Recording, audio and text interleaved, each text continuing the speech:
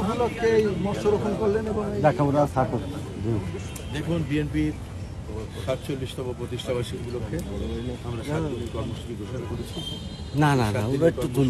দ্বিতীয় দিনের কর্মসূচি হচ্ছে বৃক্ষরোপণ এবং মৎস্য অবমুক্তকরণ।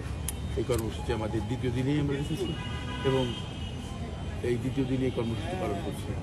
আজকে এখানে হাদিস পার্কে আমরা মৎস্য অবমুক্ত করলাম পুকুরে এবং এখানে বৃক্ষরোপণ করলাম। আমাদের খালিশপুর ঝিল পুকুরে আমাদের মহানগর বিএনপির সভাপতি সেখানে গেছেন এবং সেখানে গাছ রোপণ করবেন এবং মৎস্য অবমুক্ত করবেন।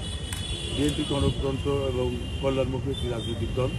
বিএনপি বিশ্বাস করে যে জনগণের কল্যাণই হচ্ছে আমাদের কল্যাণ এবং জনগণের কল্যাণই আমরা কাজ করব, আর সেই অঙ্গীকার নিয়ে আমরা আমাদের কর্মসূচি গ্রহণ করেছি।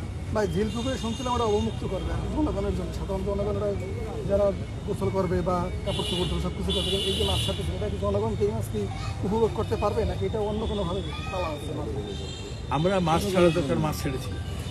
এখন ওই অঞ্চলের মানুষ কিভাবে ব্যবহার করবেন তাদের বিষয়।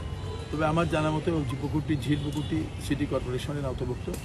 সিটি কর্পোরেশন ওখানে আমার মনে হয় বাৎসরিক একটা মাছ ধরা কর্মসূচি দেয়, বড়শি দিয়ে মাছ ধরা।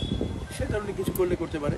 আমাদের কাজ হচ্ছে এই সমস্ত পুকুর জলাশয় যে সমস্ত এগুলো আছে সেগুলো মৎস্য অবমুক্তকরণ আমরা কর্মসূচি। এটা একটি চলমান প্রক্রিয়া।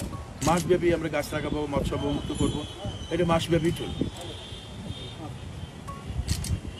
ঝিল পুকুর কয়টা শহরে